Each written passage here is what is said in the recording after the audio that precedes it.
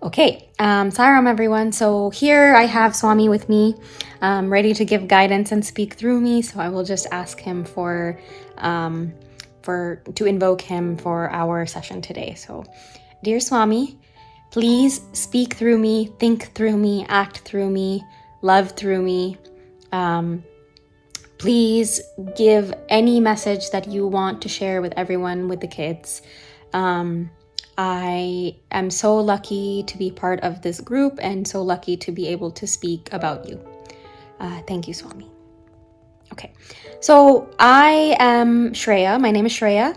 I am currently a medical student here in Rochester, Minnesota. I'm originally from Phoenix, Arizona, where I attended SSE classes from pre-SSE all the way to group 4. So I did 1, 2, 3, 4. And then after group 4, when I went to Tucson for undergrad, I went to the University of Arizona. I was part of the youth group there. So I was part of the YA group, mostly in coordinating service activities and bhajans. When I came to Minnesota for medical school, I had the opportunity during the pandemic to teach group 2 for children back in my home center in Arizona.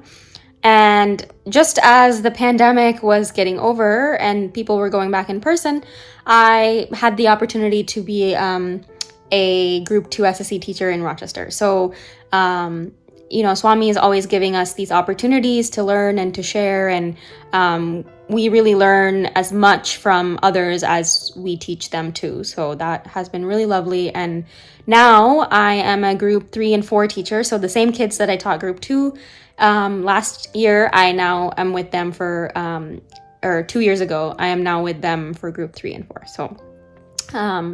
So that's my current role in the Sai organization. I'm the education coordinator for Rochester. We're a very small center, but we're very fortunate to be able to have a bunch of people gather together and put the thing on for the kids. So we really thank Swami for that.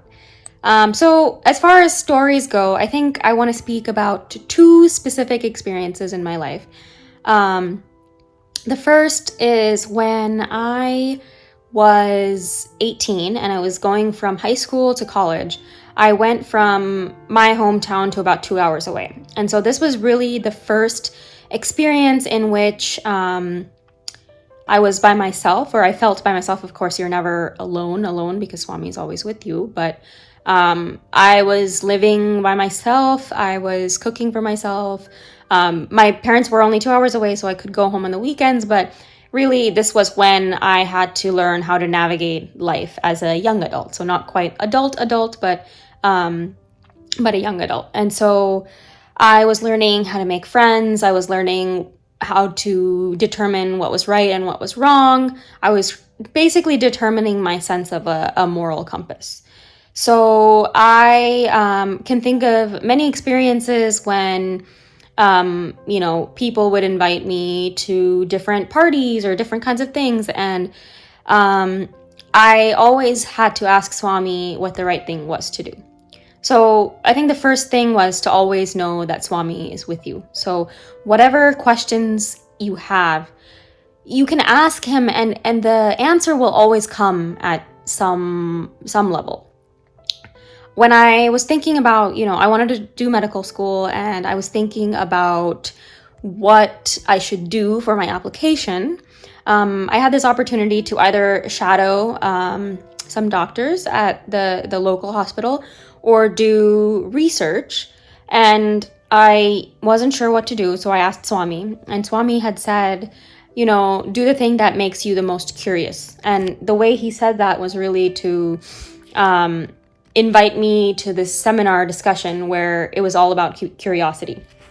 And so I decided to do the research pathway. And now, many years later, I am doing my MD and my PhD together, and I never would have gone on that path if I hadn't had this research experience. So this is just one of the things that, you have to be on the lookout for how Swami is speaking to you, because some of us may have dreams where Swami actually tells us specific information and speaks to us. Others of us have to sort of rely on the context clues. You ask Swami. Sometimes I put like 2 little pieces of paper. I'll ask Swami and make a decision between the 2 by taking a piece of paper and seeing what it says. That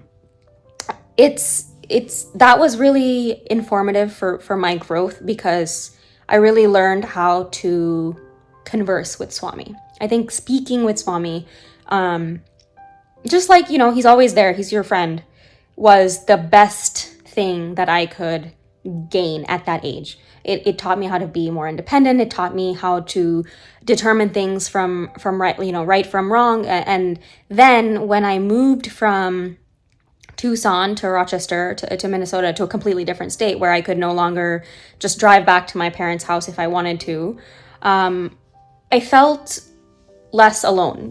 I felt like, again, you're never alone. Swami's always with you. There's usually a Sai group somewhere within the vicinity. And so I learned that you always have this person to talk to. You always have this God to talk to, 1. And 2, there's always someone nearby who knows Swami, who loves Swami in the same way that you do, that also is there for you to talk to. And so, my parents aren't here, they're in Arizona, so I still feel like I have, the Sai family. And that was something that in Tucson, I had Runa auntie, and she was and Pratima, and they both, would always, we'd talk about what events should we do as a center, etc., etc. And you always feel home no matter what. And part of that is because you always have Swami by your side. But part of that is also the people who follow Swami, who, like you, have similar values, who can help you make hard decisions, everything like that. And so I do also remember, I think one other thing I want to touch on was feeling awkward when I was a young adult trying to explain Swami to other people. And I would say, I follow this spiritual teaching. It's like a non-denominational unity of faith group. I used to be very shy about doing that in Tucson, and I would regularly ask Swami, what was the best way for me to share this information with people? And, after talking with people like Runa auntie, Pratima, and then here in Rochester, Chantal and Chandu and Kavita auntie, you really learn that no matter where you come from, it is this uniting spiritual teaching that's all religions are one. There's no caste. There's just caste of humanity. These spiritual teachings, they're applicable to anyone. And so when I had to explain to friends who weren't aware of who Swami was, it just gradually became easier and easier and easier. And of course, that's Swami showing us the way to share our experiences and our desires and our teachings and everything like that. But it became so much easier just to be one with Swami and to treat him like he was my best friend. In fact, to treat him like he is my best friend, because, every day in the morning I ask him, what should I do today? And every night when I go to bed, I ask him, did I do enough today? And the answer is always within the day, within the context. I think the best piece of advice, the best story I can tell is really just to watch for Swami's voice in your everyday life, and to know that he's always with you, that you can always talk to him. And knowing that he's with you means that you can ask him any question that you think of, anything. It doesn't have to be something profound, but any silly thought, anything can be something that you ask Swami. So with that, I will just do an Om and 3 Shantis. Om